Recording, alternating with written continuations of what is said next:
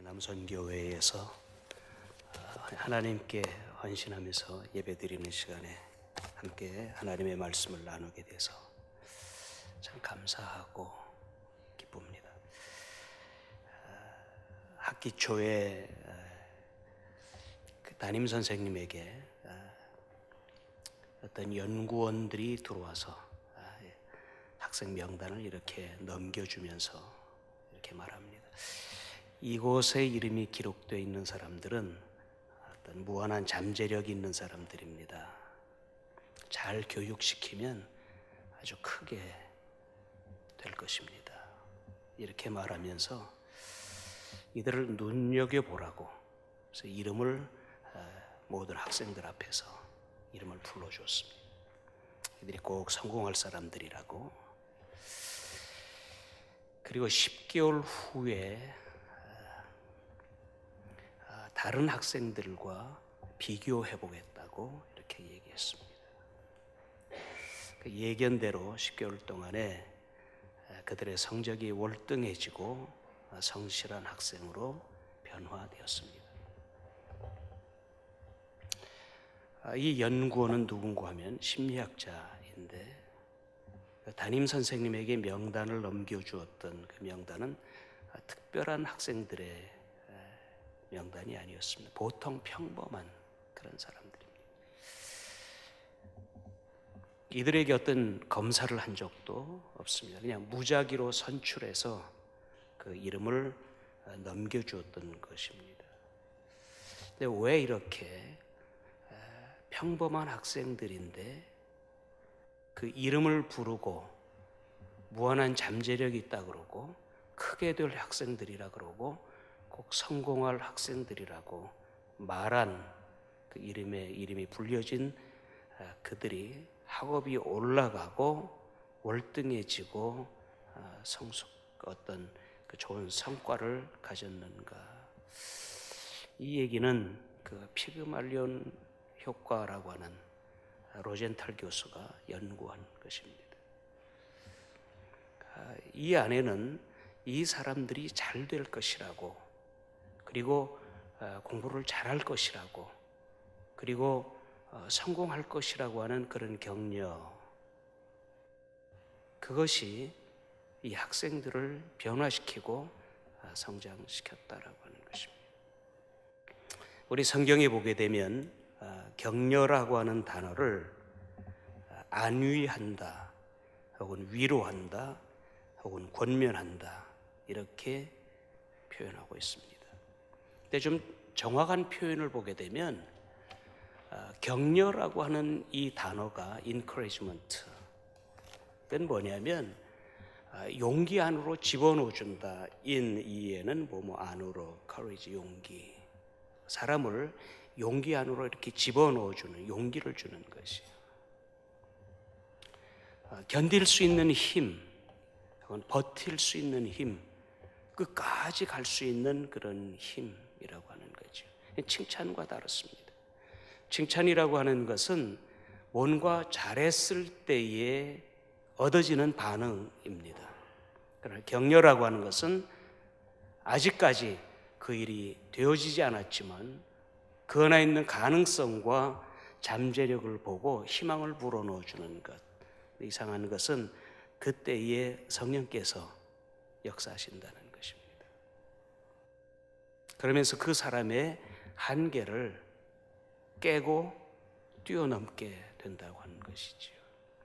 하나님은 어떤 분이신가 하면 끊임없이 우리에게 격려하시고 우리에게 위로하시고 우리에게 용기를 불어넣어 주시는 분이에요. 우리 절망 가운데 있을 때 하나님께서는 네가 할 수 있다, 내가 너에게 능력 주는 그 안에서 내가 할 수 있다, you can do it. 그리고 우리가 절망 가운데 있고 답답하고 안타깝고 가능성이 없다고 느껴질 때 주님 말씀, 기도하라, 내가 너에게 응답하겠다. 빌립보서의 말씀에 보게 되면 그 영광 가운데 풍성한 것 가운데 그냥 없는 데서 주는 것이 아니라 기도하게 되면 하나님 앞에 하나님께서 영광 가운데 풍성한 대로 너희의 모든 쓸 것을 채워주겠다. 하나님, 제가 참 외롭습니다. 주님께서 말씀하시기를 내가 너와 함께 해준다. 세상 끝날까지 내가 너와 함께 하겠다. 내가 어디를 가든지, 네가 새벽 날개를 치고 바다 끝에 갈지라도 내가 너와 함께 하겠다고 말씀해 주시는 거죠. 심지어 예수를 믿지 않는 사람들에게도 주께서 격려합니다. 너희가 내 안에 거하라. 소망이 있다. 생명이 있다. 내게 영생을 줄 수 있다고 말씀하시는 거예요. 성경에 보게 되면 어떤 한 사람의 이름이 나오는데 그 사람의 이름이 나올 때마다 꼭 따라오는 이야기가 있어요. 교회의 수가 더욱더 많아지더라. 또 그 사람의 이름이 나오면 수다한 사람이 믿고 죽게 돌아오더라. 그 사람의 이름이 나온다면은 이렇게 말합니다. 큰 무리가 죽게 더하더라. 사도행전 9장 31절의 말씀 보면 그리하여 온 유대와 사마리아 교회가 평안하여 든든히 서가고 주를 경외함과 성령의 위로로 진행하여 수가 더 많아지니라. 이 말씀 앞에 한 사람의 이름이 나오는 거예요. 사도행전 11장 21절 말씀 보게 되면 주의 손이 그들과 함께 하심에 수다한 사람이 믿고 죽게 돌아더라. 어떤 사람의 이름이 나왔는데 이어서 주의 손이 함께 하시고 그리고 수다한 사람들이 주님께 돌아왔다. 사도행전 11장 34절에 큰 무리가 주님께 들었다. 누구의 이름인가요? 바나바라고 하는 사람의 이름이라는 거죠. 그러니까 사도행전에 이 사람의 이름이 몇 군데 나오게 되는데 사도행전 4장 36절에 이분의 이름이 처음 나오는데 이렇게 나옵니다. 구브로에서 난 레위족인이 있으니 이름은 요셉이라 사도들이 일컬어 그를 바나바라 하였으니 이를 번역하면 위로의 아들이라. 네, 전에 개정 개혁판 전에 개혁판 성경에는 이름하여 구원이자라 하였더라. 영어 성경에 보면 이름하여 그는 격려자라, encouragement, son of encouragement라고 얘기하는 것이에요. 바나바라고 하는 이름은 그의 본명이 아니고 별명이라는 것이에요. 이름이 무엇입니까? 그가 태어났을 때 그의 부모가 그의 삶의 방향을 정하고 축복하면서 이렇게 되라고 하는 것이 이름이. 그러나 별명은 무엇입니까? 현재까지 나의 삶을 잘 반영해 주는 말이라는 거죠. 그는 구브로 사람이라고 합니다. 터키 사이프러스라고 하는 지역. 구브로 사람이라는 것은 부자라고 하는 말이에요. 그 지역은 광산이 있고 무화과가 생산되고 밀농사가 아주 잘 되고 그리고 기름이 많이 나고 그리고 벌꿀의 산지 예나 지금이나.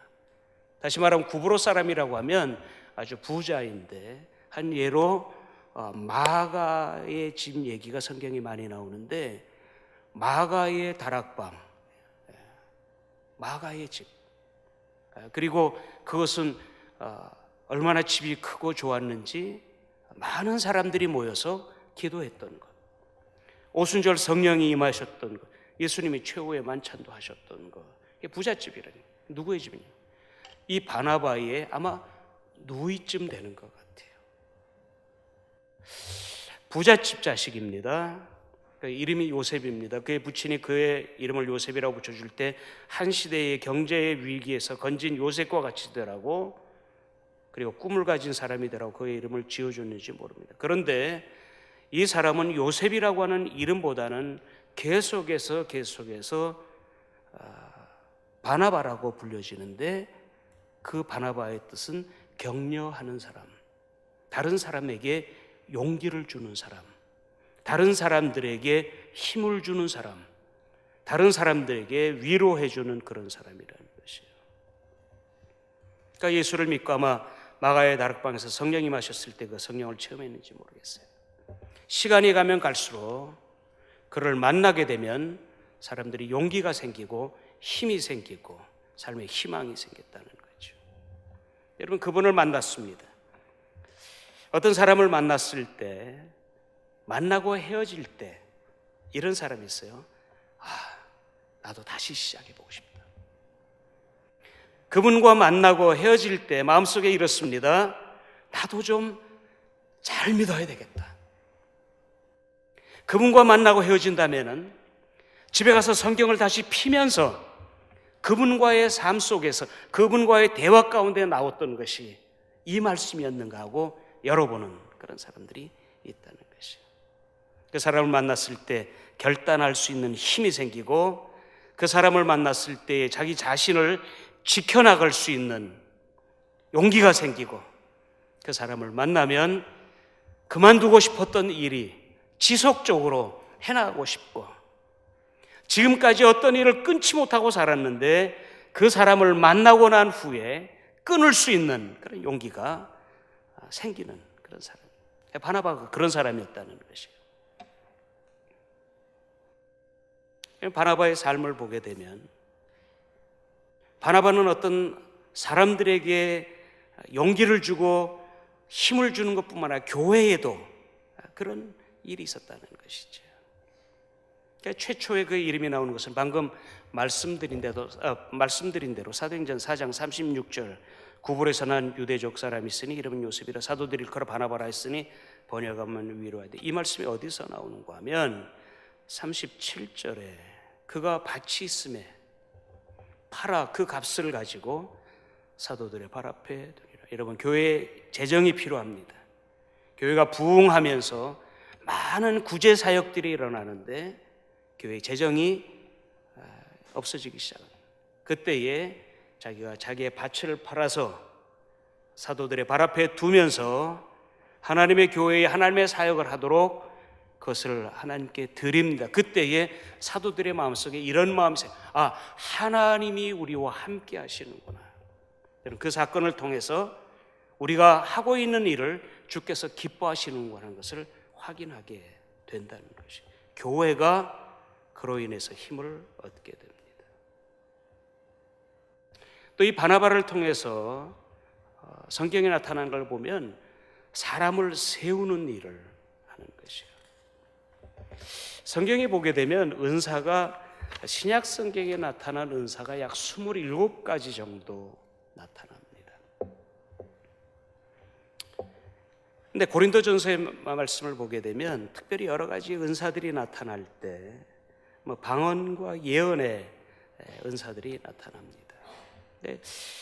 고린도전서 14장 4절의 말씀 보면 방언은 자기의 덕을 세우고 예언하는 자는 교회의 덕을 세운다. 여기서 세운다라고 하는 말은 뭐냐면 무너진 부분을 이렇게 수축시켜 주고 회복시켜 주는, 그러니까 영어로 말하면 edify 한다라고 하는 말이에요. 마치 무너진 부분이 있는데 그것을 이렇게 회복시켜 주는 것. 그러니까 고린도전서 14장 4절에 방언으로 기도할 때는 자기의 영혼에 무너진 부분이 수축되고 예언을 하게 되면 교회의 연약한 부분과 무너진 부분이 회복이 되어진다. 좀 더 구체적으로 말하면 고린도전서 14장 3절에 말합니다. 예언하는 자는 사람에게 말로 하는데 덕을 세우고 권면하고 위로한다. 여기 보면 세우고 용기를 주고 위로해 주는 일이 예언이라고 하는 것이에요. 그러니까 예언은 미리 말하는 것도 있지만 하나님의 말씀을 받아서 그 말씀을 전달해 주는 현재적인 사건도 있다는 것이에요. 그래서 여기에 예언은 미리 예자를 쓰지 않고 맡을 예 혹은 맡길 예, 예금한다고 하는 그 한문을 쓰게 되는 걸 보는 것이에요.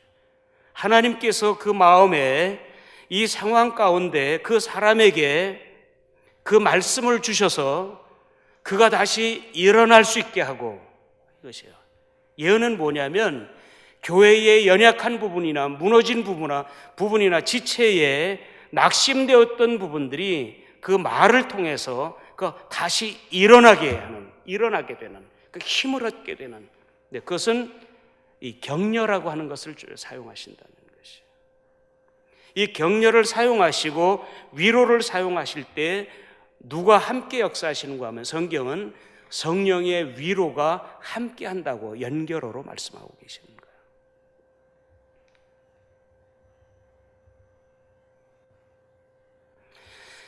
이 바나바는 어떤 사람을 보고 그가 변화되어진 것, 그리고 그 사람이 어떤 사람인지를 인정해 주는 건 누구냐면 바울, 그 사울이에요. 사울. 그 하나님 안에서 변화가 됩니다. 근데 그는 변화되기 전에 그리스도 믿는 자들을 핍박하고 그리스도의 몸을 무너뜨리고 다메섹 도상으로 가다 그가 예수 그리스도를 만나고 그가 변화됩니다. 너무나 기쁩니다. 은혜를 받고 나니까 그 안에 성도들과 함께, 주님을 따르는 자들과 함께, 그리스도의 제자들과 함께 교제하고 싶어 합니다. 우리 은혜 받은 증거예요. 은혜 받으면 모이고 싶고 성도들을 만나고 싶고 그리고 함께 기쁨을 갖고 싶고 그리고 함께 예배하고 싶은 것이 은혜 받은 증거라는 것이죠. 그런데 제자들이 그가 은혜 받고 변화되는 것을 인정하지 않습니다. 왜? 선입관 때문에. 이는 예수 믿는 자들을 잡던 사람들, 감옥에 넣던 잔혹한 사람들, 우리와 교제한다고 하고 명단을 넘길 사람.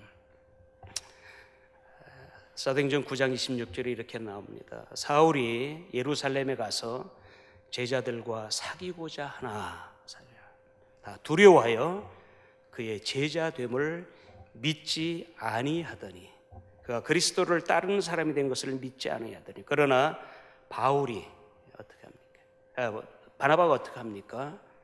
바나바 사도행전 9장 27절에 바나바가 사울을 데리고 사도들에게 갑니다. 가서 이렇게 말합니다. 그가 어떻게 예수 그리스도를 만났는지와 그리고 그 이후에 어떻게 예수 그리스도를 증거했는지를 말하면서 그를 인정합니다. 그리고 그가 하나님의 사람 된 것을 말해줍니다. 그리고 공동체에 얘기합니다. 내가 보증합니다. 그 하나님의 역사 가운데 있는 것을 내가 인정합니다. 아마 그를 데려갈 때에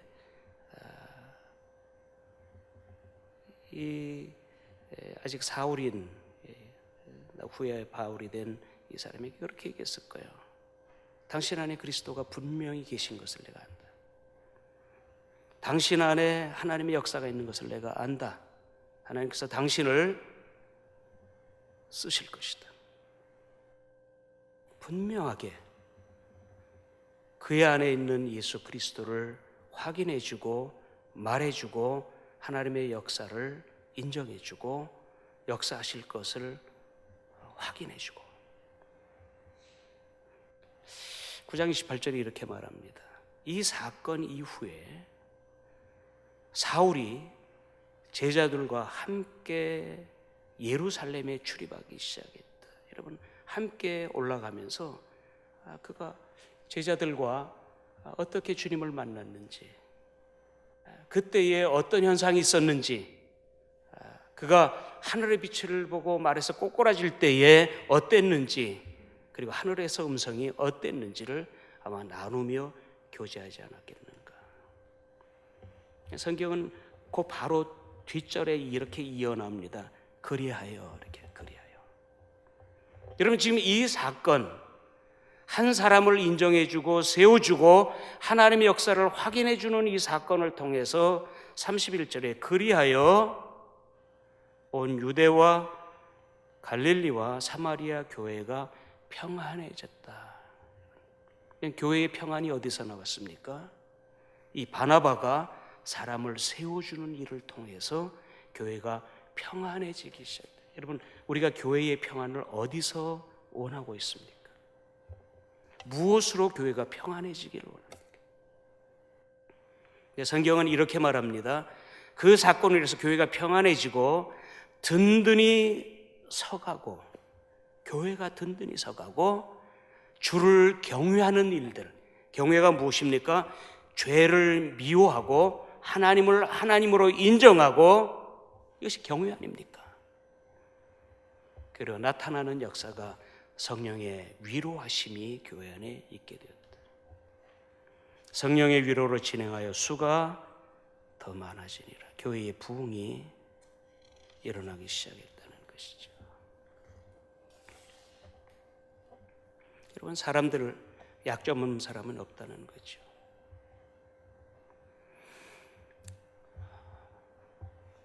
아무도 완벽한 사람은 없다는 것이죠. 하나님 외에.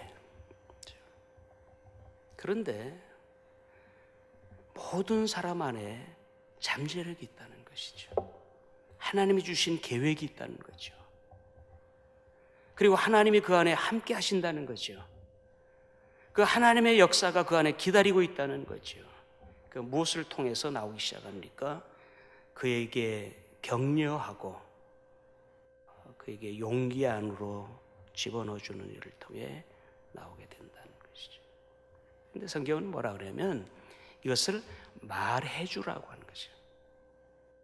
격려하는 그 일을 말로 해주라.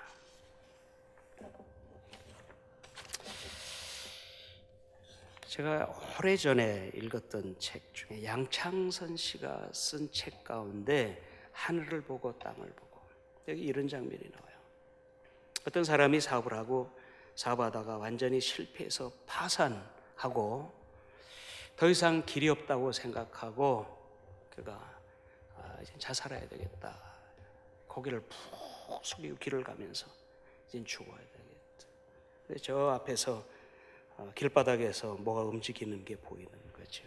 보았더니 양 다리가 잘려져서 걷지 못하니까 그 고무를 타이어 고무로 무릎에 대고 양손이 없어서 뭐에 의지해서 몸을 끌면서 오고 있는 사람을 그가 보게 됩니다. 자기 앞까지 오더니 멈추어 서고 씩 웃으면서 하얀 이를 들여서 웃으면서 이마에 흐르는 땀을 이 팔로 닦습니다. 그때 그이가 그걸 보면서 손과 발이 없는 사람도 이렇게 살아가거늘 나는, 그는 그의 삶을 통해서 다른 사람에게 삶의 용기를 주었다라고 하는 것이에요. 오늘 성경의 말씀을 보면 이 말씀은 좀 꼭 찾아보고 싶어요. 같이 히브리서 3장의 말씀을 한번 좀 찾아보고 싶어요. 하나님께서 오늘 우리에게 무엇이라고 말씀하시는가? 3장 12절 말씀.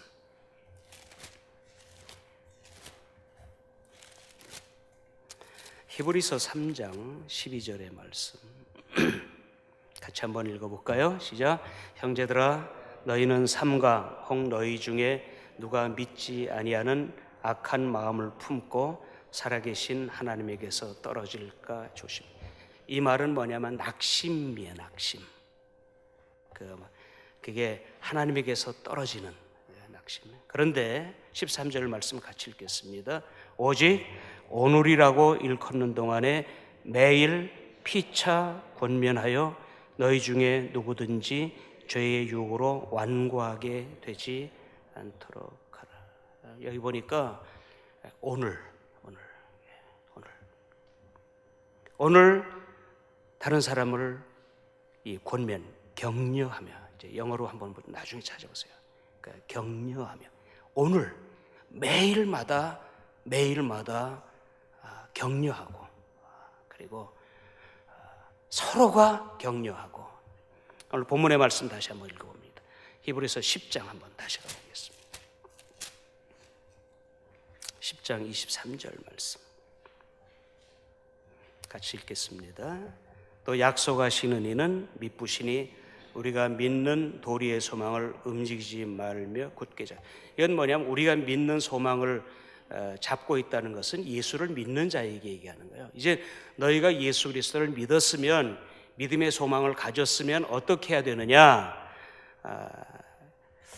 24절 말씀 같이 읽습니다. 시작. 서로 돌아보아 사랑과 선행을 격려하고. 서로 돌아보아서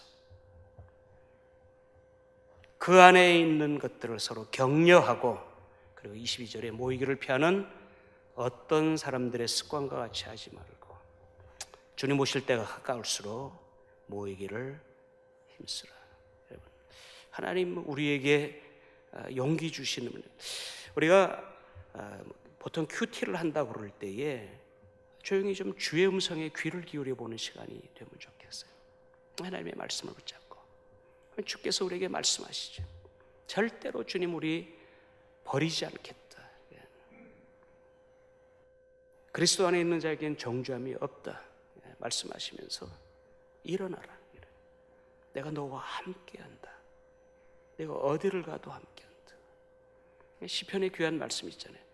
네가 새벽 날개를 치고 바다 끝에 가 있을지라도. 여러분, 새벽 날개를 치며 바다 끝에 간다는 것은 절망 가운데 있는, 그때도 주님께서 함께 하신다. 주님께서 부활 승천하실 때 그 약속하신 거 있잖아요. 세상 끝날까지 내가 너희와 함께한다. 내가 너를 떠나지 않는다. 내가 너를 버리지 않는다. 그러니까 주님께서 우리에게 말씀하시는 거예요. 좀 그리스도의 마음을 좀 가져봐라. 우리가 성도들 안에 좀 서로 좀 용기를 주는 사람. 하나님, 제가 이분에게 어떻게 하나님의 주시는 마음, 하나님의 마음을 좀 말해줄 수 있겠습니까? 가끔 우리 그러지 않습니까? 너 이거는 다 좋은데 요거 하나는 좀 고치라고. 성경은 그렇게 말하지 않는다는 거죠. 내가 너희의 한 것 같이. 주님 말씀하시죠. 우리에게 힘 주시고 능력 주시고 격려하시면서 이 산을 들어서 바다에 던지라고 합니다. 던질 수 있도록 내가 너에게 힘 주겠다. 내가 한 일보다 더 큰 일을 하겠다. 우리 안에 우리를 일어나게 하시는 그 주님이 그리스도 안에서 좀 다른 사람들에게 용기를 줄 필요가 있지 않겠습니까? 얼마 전에 밴쿠버에 그 프랭클린 그레엄, 그러니까 빌리 그레엄의 아들이 왔죠. 그분의 친삼촌 되는, 외삼촌 되시는 분이 레이턴 포드라고 하는 분이 있어요.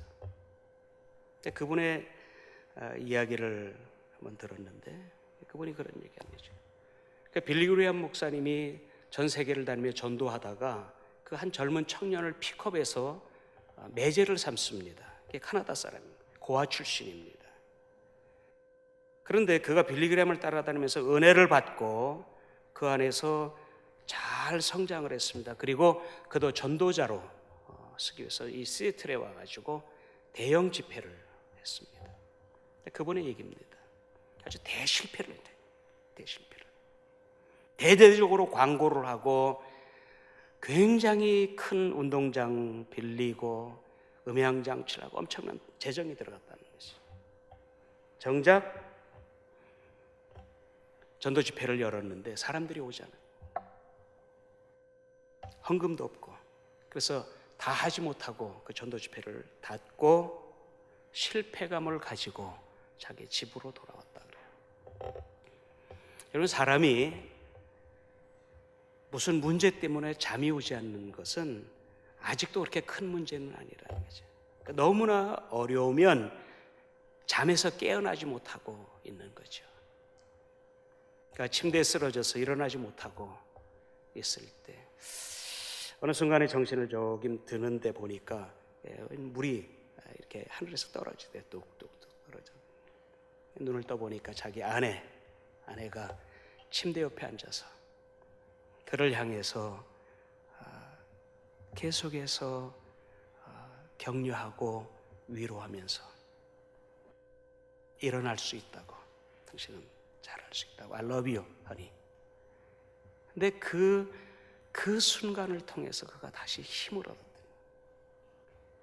자기 아내를 통해서 완전 실패해서 빚더미에 앉았을 때 하나님께서 당신을 사용하고 당신이 다시 일어날 거요.